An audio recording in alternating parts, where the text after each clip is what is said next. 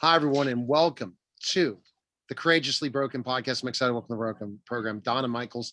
Donna, what's going on? And I know we have an amazing guest today. That's right, Neil. I am extremely excited about our guest tonight. As everyone knows, I am a huge proponent of service dogs for our veterans and first responders. And everyone knows that I've been pushing to raise money for this incredible woman and what she's doing out in Texas. So I am thrilled and super excited to introduce her to everyone and finally put a face to the name of Good Canine Academy and Linda Conrad. Hello. How is Hi, everybody today? Doing great, Linda. doing Good. great, Linda. How are you doing? Good. Just got done Great. taking care of dogs, so we're all good for the Yep. day. How many dogs you got right now under your helm? I've got about 50 here. Wow. And do Wow, you do yeah. this by yourself or do you have a staff that helps you? I do it by myself right now. I occasionally have people that come in and help when I need it. It's So it's that the routine. yeah, I'm sure you have to have a routine with that kind of responsibility. But I know you kick butt at it and you are on the go nonstop. I love talking to you, but I know you are constantly on the go. You are a very, very busy woman. Yes, I am. So anyway, like I said, I've been talking to a lot of my listeners about you. I'm super excited to introduce you to everyone, and I'm going to ask some questions that I often get asked about you. And the first question is, so how did you get into dog training, and how long have you been doing this? Well, I've been doing dog training for over 46 years now. I started showing dogs at the age of 4. And then when I got done showing my dogs, then I wanted to do something else with them. So I started in obedience. And then I took my dogs all through the obedience classes and finished them there. And I wanted more. And I was just a natural at training. So, I mean, I trained my hamsters, I trained my chickens, I trained horses, all of that. So, I ended up going into dog training as asked to start training. And that's what I did. And it was just been a passion. And so I've been training dogs, like I said, over 46 years. Now, that's so when did you know that you want to be a dog trainer? What made you want to be one? Um, our family, we always had dogs around 24/7. It was never just one dog. And I was never one to have my dogs be unruly. They always had to be disciplined. And for some reason, I mean, I did other jobs. I've done, you know, high corporate end jobs, but it was always just a passion. It just fit. It was something that just happened. The minute that I would give a dog a command, they would do it, and people were just amazed. So it just worked into the scenario. So basically, you were the dog whisperer before there ever TV ever heard of one. Pretty much. Or what my parents used to say is the Dr. Doolittle of the animals, or the Yeah, Pied Piper, or whatever you want to call it. Yeah, they always followed me around. So yeah. that's awesome. It's gotta be a gift. It really does. It's amazing how some people are able to just do that. It's truly a gift. What inspired you to donate dogs to veterans and first responders? Was there anything that brought that up or anything in particular that inspired Well, you to after it was probably about 25 years ago when I started donating my some of my time to help with rescues and different organizations. And then when I moved here to Texas from Arizona, there was an organization that I got involved with, and I've been involved with many, many organizations, helping them out anywhere from puppy raising to volunteering to being on their board, that type of thing. Um, I noticed that there's 32 disabilities that basically almost every organization does out there when it comes to service dogs. However, no one had, and I'm talking 20 years ago, they didn't have anything for PTSD. Wow. And so it was kind of a niche that I would pull up after working all day, pull up in my car, and I'd be on a phone call, and I'd be sitting on the phone call for an hour, 2 hours talking to someone, trying to figure out exactly what they needed because they had been turned down by multiple organizations because they did not fit into that mold Right. on getting a dog. So that's where I helped them. And I just started doing it just kind of off the cuff and going out and helping them. And then I got involved in other things. And then I found a couple of organizations that actually certify in doing PTSD. And I mean, they're very well known all over the country. And so I went and got my certification. And then it was like, all right, so little by little, step by step, it's grown and grown and grown. And just in the last couple of years, I've been able to purchase quite a bit of property so we can do that. See, I would never have known dogs have PTSD. That's really not out there in the mainstream. So can you describe the types of symptoms you see from dogs to know that they have PTSD? Well, yeah, dogs can have PTSD too. However, it's completely different from a human's. The reason being is um, humans have a huge thought process. We have a huge brain. There's a lot of gray area everywhere. We have a tendency, we have a large memory where we remember things. Dogs don't do that. What they do is they have a very small memory. They don't recognize anything, or their memory isn't in the past or in the future. They live in the present. So they don't have that storytelling memory that like we do. They have what is recognition. So they use their senses for it, Right. but they hold on to that. And so if they smell a person that they recognize, if you don't see them for 4 or 5 years, they'll know you right off the bat.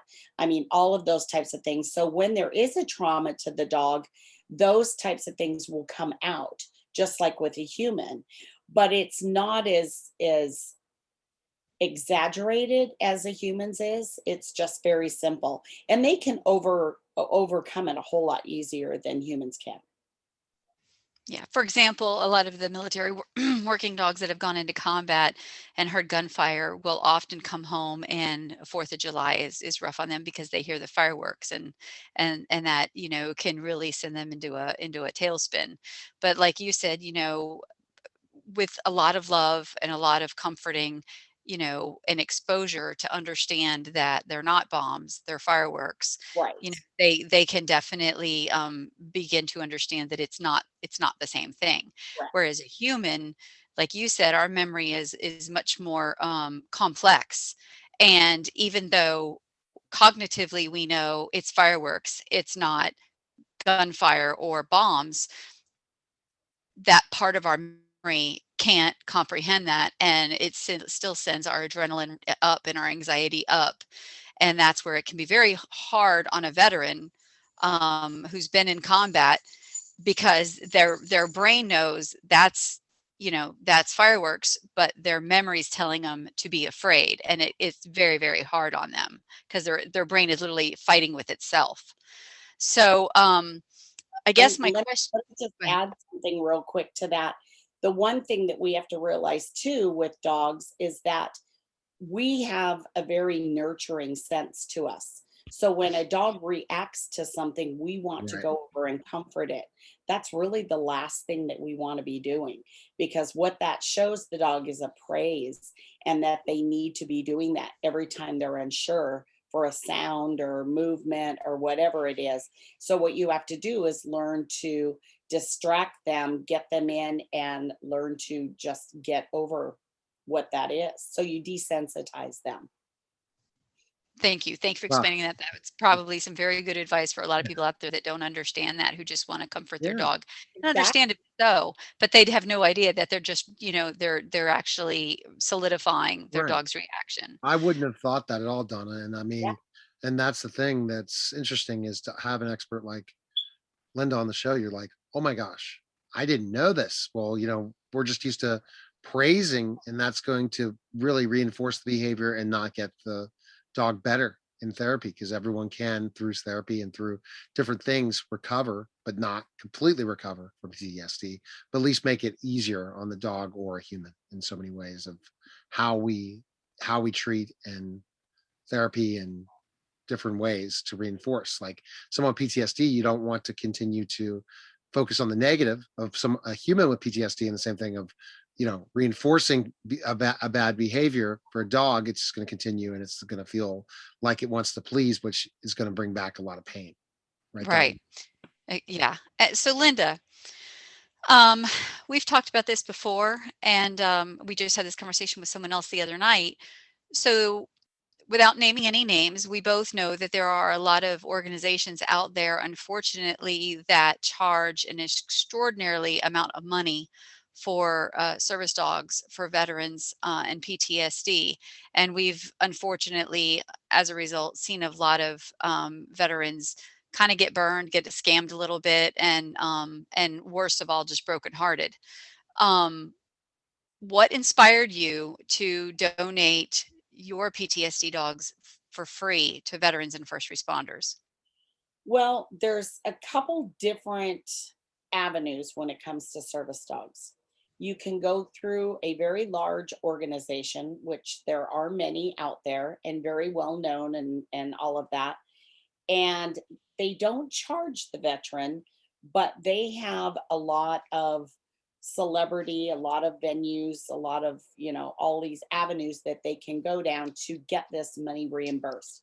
On average, a service dog that, like I said, for the 32 disabilities and PTSD in there, a dog, when you add it up over the lifetime of the dog, you have to figure you've got expenses, which first you've got to get the dog, whether it's donated or you have to purchase it. Then you've got to feed the dog, care for the dog. Whether you have, that's why a lot of times they have puppy raisers, because then the puppy raiser Right. takes over that position. So there's all these different things that add up. So on average, most organizations will say that their dogs are $25,000 or so. But when you add that up over the 2 years, 3 years that we've kept the dog and trained it, that's like $10 an hour to have these dogs work them, do everything, feed them, take care of them. But now what's happened, and I'm going to say over the last 10 years, you've got quote unquote trainers coming in doing 501c3s or sometimes not. And all of a sudden they're for sale online, these service dogs. And you Uh, can't just buy a service dog and have it fit for you. And this is where the issue comes in. People think that you can just go get a puppy and someone's going to go ahead and train it, and you're going to pay them $10,000, $15,000 to train it. They take the dog, they work on it, and then bring it back to you. And then I'm telling you, days, weeks, months later, I get a phone call. It's not working, or I got ripped off by this person or that. So, what my program does about offering the dogs for free, it's that same type of thing. It doesn't cost me anything less, Right. except that I work with some rescues. I have breeders that I've known all over the world, because remember, I've been showing dogs since I was 4. Right. So I know them all over. They sometimes get donated. And then what happens is that dog, I don't have to worry about it, but I still have to recoup some funds. So I place the dog with the veterans or the first responders for nothing from their pocket. However, I always request that they help us get the word out, that they help us do some fundraising, get a hold of people so they can actually donate too. But there's never a price tag put on them. And every dog is different. Every veteran or first responder and what their needs are Right. different. Some dogs it's going to take longer to train, some dogs it's not. So you really can't put a price on that. Agreed. Absolutely. Well, I'm a huge believer in them. And while I didn't get my service dog from you, Right. because we didn't know each other yet at the time, Right. right? But I'm like, I don't know if I'd be here if it wasn't for mine. He keeps me going every day, and when I need him most, he's got me laughing, and I could of course go on and on, and you know that. But let me ask you this. Uh-huh. What characteristic do you look for in a dog that will be a PTSD service dog? And again, that will vary as per. I have a somewhat of a boundary, I would like to say. Um, Dogs are all over the place. There are certain breeds that I won't use, of course. because they're too reactive or they're too busy or they're not busy enough, that type of thing. I want, first and foremost, I want a breed that I know what the background is behind it. Yes, I will take in rescues, but they stay with me 4 to 6 months before I ever, because I've got to work out those niches for them. I don't only do service dogs. So I do detection dogs. I do, other types of dogs. So if that dog, when I'm training it over these 4 to 6 months, just on general foundation work, I know by the end of that, if that dog, what venue they're going to go into. So that's kind of how I look at it. And then once I know where that dog is going, I don't do the final work on them, because now I've got to start waiting for the applicants, or, going through my applicants to see what Right. is going to match. And then once I start matching, I usually get 2 or 3 dogs. And then that's where the process starts. See that. Then I start training more on the dog. And see, that's interesting. You talk about, doing that, is that the process of finding the right dog. And most of these dogs, do you train them as puppies, or sometimes you find them in rescues that are older? Does it Right. depend? And I mean, I'll take them up to the age of 2. After 2, that's their maturity, is 24 months. They don't go out till they're about 2 years of age. And that's where a dog, you can get a puppy and have a puppy completely trained, and at 24 months, it's gone. They're a completely different dog. And it's only because natural maturity. And you will realize this, and most big organizations, the reputable ones, they won't release dogs until they're 24 months also. Just because of that, we have to make sure that those dogs are going to stay within that realm that we need them to be. That's why there's so many washes. Okay, there's so many washouts. I'm gonna Exactly. say organizations have anywhere from 50 to 65% washouts when they raise puppies. And the nice thing is that because I'm involved in so many different venues, you've got, like I said, the detection, I've got cancer, I've got comfort dogs for the schools, I've got all sorts of things out there, Exactly. that if that dog doesn't work for PTSD, and it might not have been purchased or brought in for that, you Right. know, but if they didn't have the drive, then guess what? Now I can work it on something else. Okay, so for those who don't understand the difference between service dogs, emotional service dogs, and therapy and comfort dogs, please explain for all those out there that do not understand the difference. Okay. So I actually did up a little card that I sent to you that you now have. What this explains is, so I have a background with the ADA. I know everything having to do with the service dogs, what they allow, what they don't allow. And let me tell you, it's an ongoing process, since I work with a lot of our state representatives and our governor's office and all of that, because it will differ per state also. Um, but how it works is, the service dogs have full access.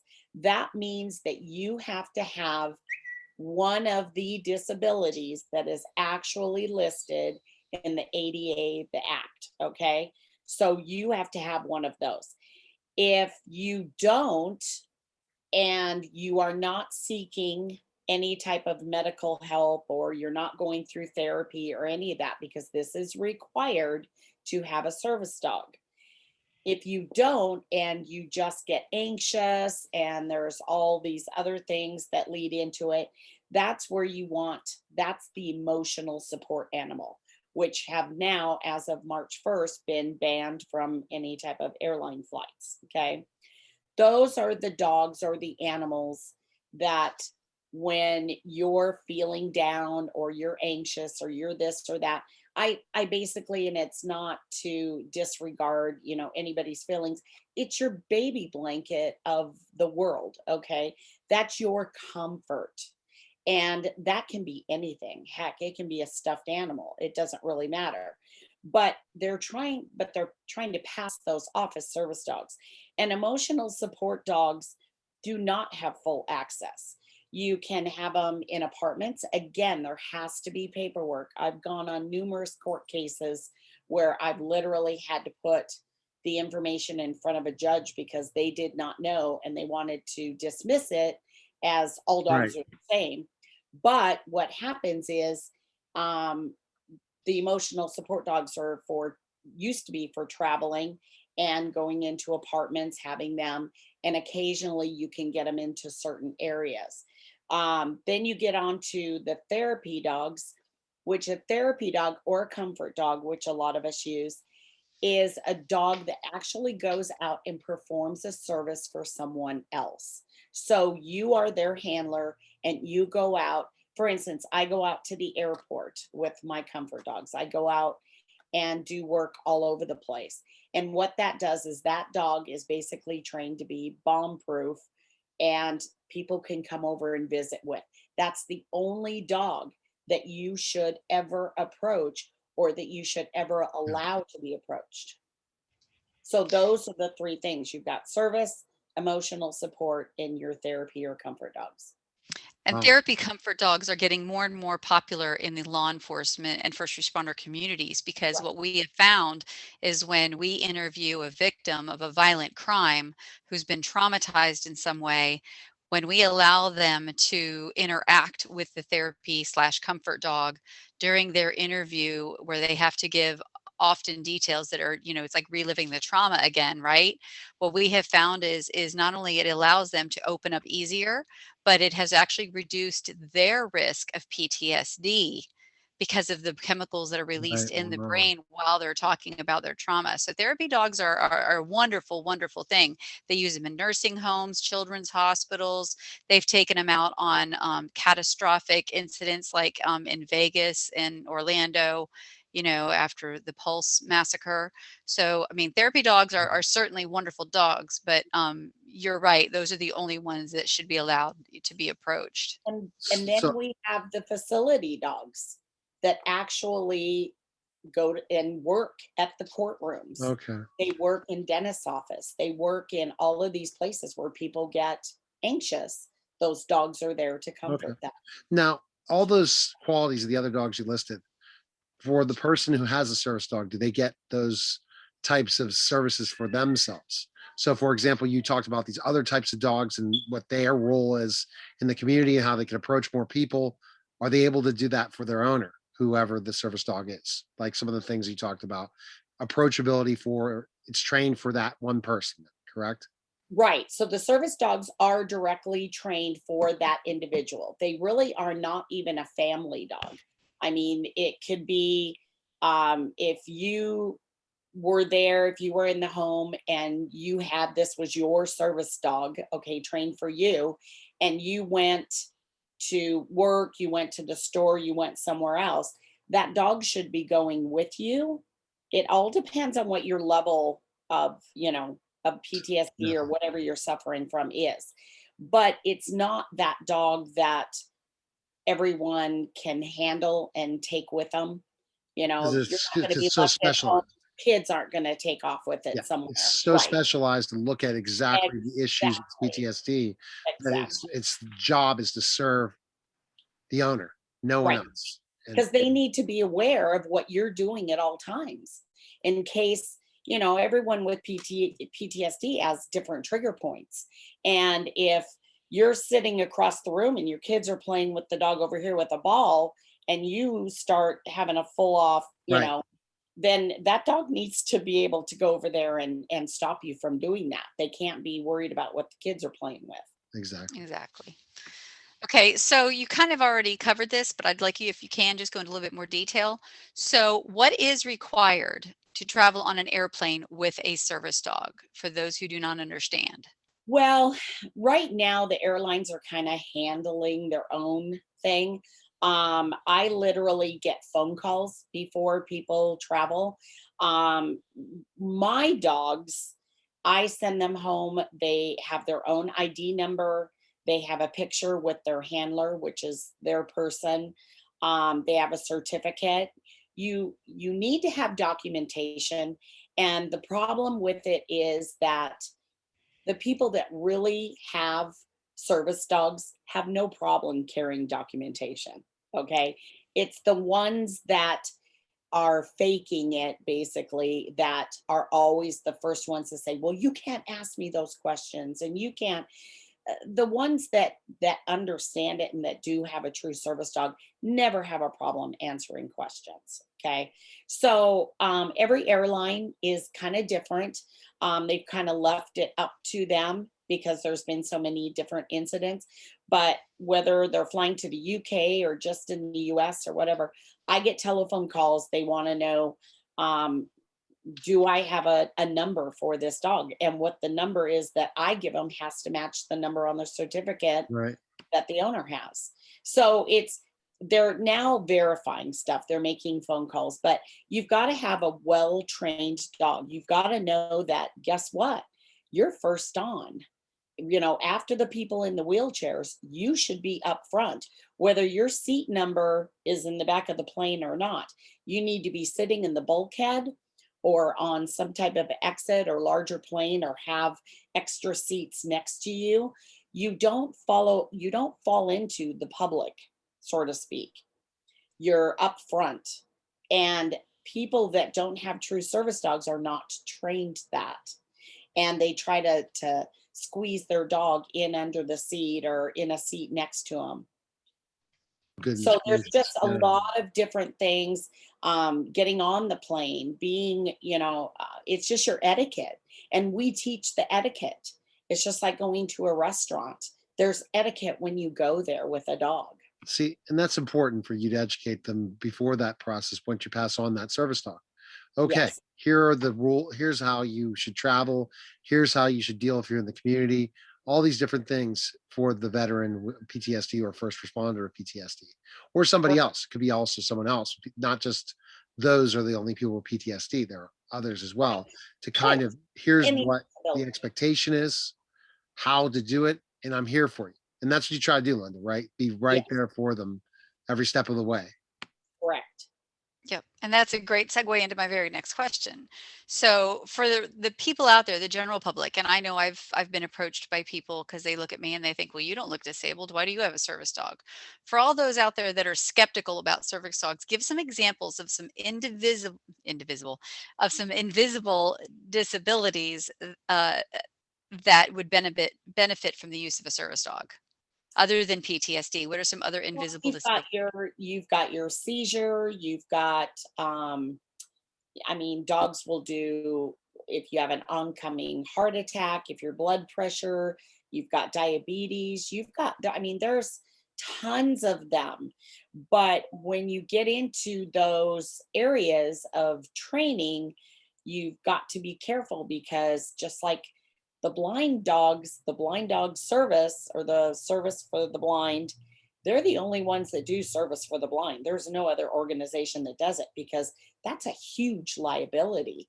If you had a dog walk you out in the middle of the street and you got run over by a car, dogs are dogs. They're canines first and foremost. They have bad days too. So when you have people that are saying, oh, yeah, and I get called every day for diabetic or seizure or any of that, and I don't do it because of the liability on it. Yes, I carry good Right. enough insurance. However, but there's so many other disabilities out there that people would never know. So, Oh and yeah, agreed. Never But that's question I it. think Yeah. that's what it is it's a lot of times when people see a service dog, especially the older generations, they assume it's a seeing eye dog. And if you're not visually impaired, they don't understand all of the different disabilities now that dogs can be used for.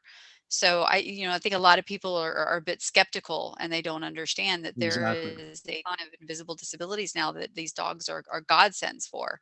So, I would love to see, and then I know there's a lot of fakes out there. God knows there Right. is. But at the same token, I think people educating the public on knowing what to look for to tell a fake from a real is important. If you see a dog on one of those expandable, what do you call it?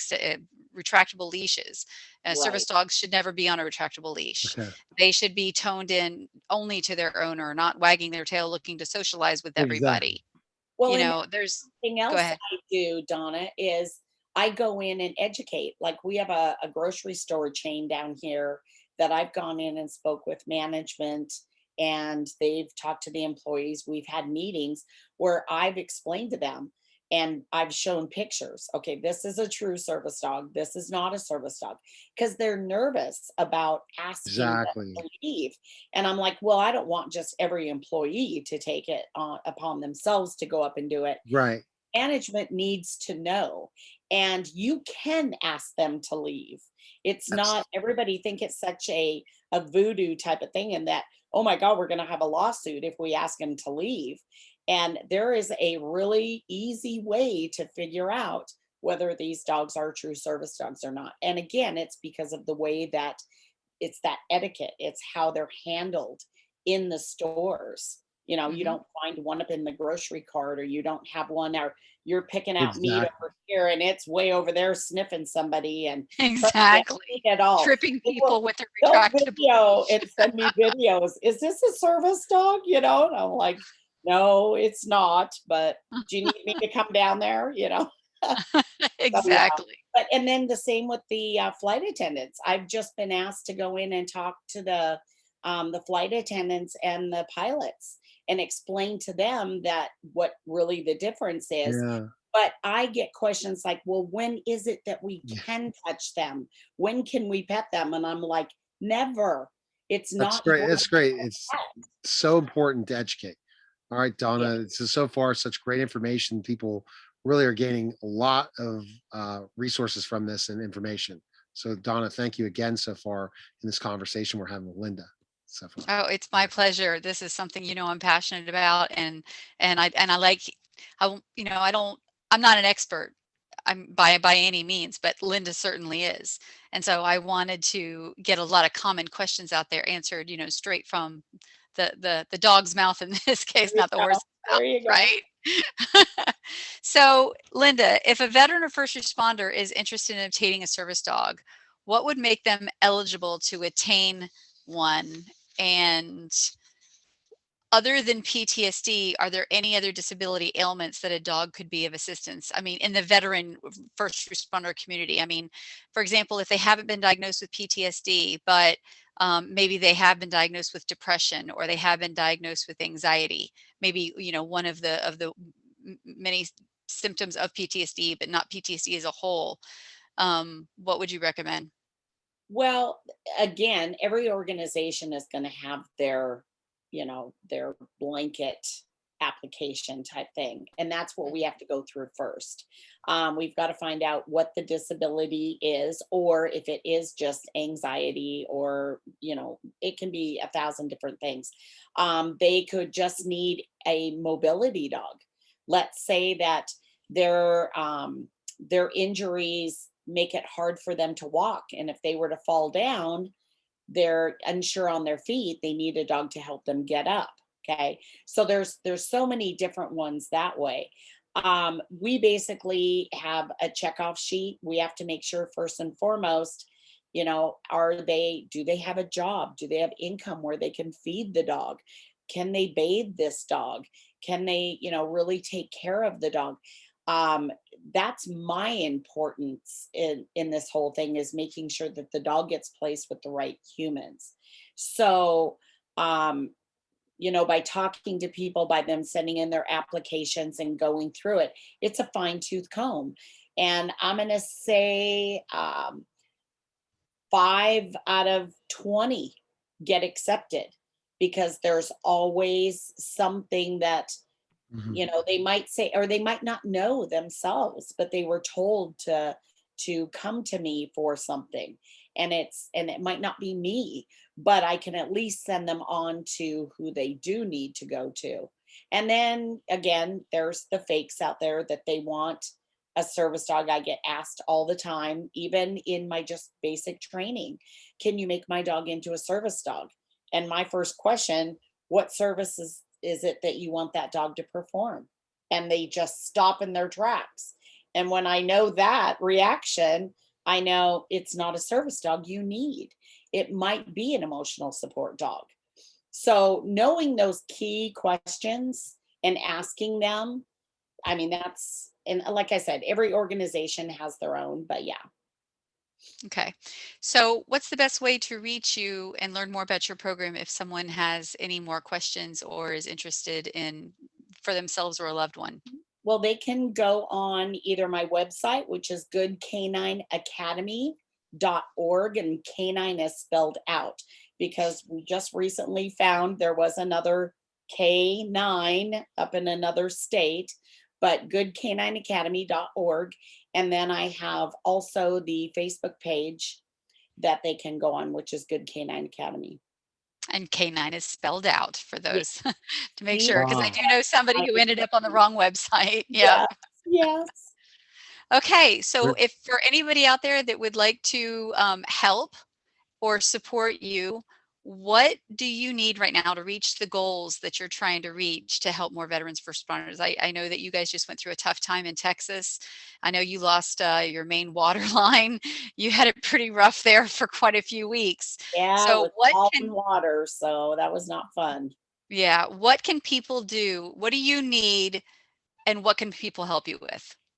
Well, right now we have to still get part of our water line repaired. The dogs in the kennel are great. It's just that the rest of the water lines are down, so we're pulling water from the kennel.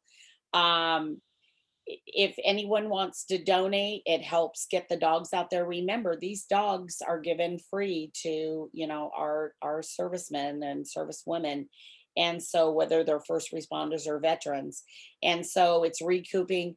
We go through about, oh gosh, um, we go through hundreds of bags of dog food a week. And so, and we don't feed them cheap dog food. Okay. It's not over expensive. It's just good. And so anything that can be donated, we've got the facility down here that we're trying to build. So we've got tiny homes coming in that, if people want to, if they're local, obviously, or even not, um, we have, they're being built. We need help all around. So just send me an email and I'll let you know. Yeah, I've Wow. had several veterans reach out to me, and I know we're in the talks of getting you some actual muscle manpower out there to get some of these homes, constructed. And it's Okay. okay. I've got 3 of them in here making noise, so Okay. that's All right. Quiet. Yes. And at least it's I've not been trying to keep kids. mine quiet. At least it's not kids being loud. Okay. Well, I really appreciate this. Was great, Donna. Great information. And Linda, wow. Thank you for your service. Thank you for what you're providing Thank for you. s- these animals to help uh, adults with PTSD. It's just a tremendous service you're doing for sure. Thank And you. They're called man's best friend for a reason because they really are. Exactly. so best Oh, place website real quick one more time. Linda, where can we go? Run on time your website. goodcanineacademy.org. And canine is spelled out. It's spelled out. Now, I can tell you also there is a donate page on Linda's website where people can donate to her. And there is also a Fund the First uh, link for Linda's facility as well that I set up that can be found on my website, which is courageously-broken.com. And so we'll be putting a link for Fund the First on my website as well. So either way, Exactly. people can help. Very Well, cool. Very all right. cool. Well, we We'll see. Now appreciate you're you showing coming off. by. And Donna, what a great guest. And thank you again, Linda. Thank you. Send us off of what Donna, like you're saying, kind of saying, telling people call to action about how you can help erase the stigma of PTSD. Finish up by saying that, Donna. Yeah, absolutely. I was diagnosed in 2017. It did break me. It nearly ended me. And I'm grateful that I had my brothers that reached out their hands and pulled me out of the darkness. One of which gave me my dog, who is Saint, and I wrote about it in my book.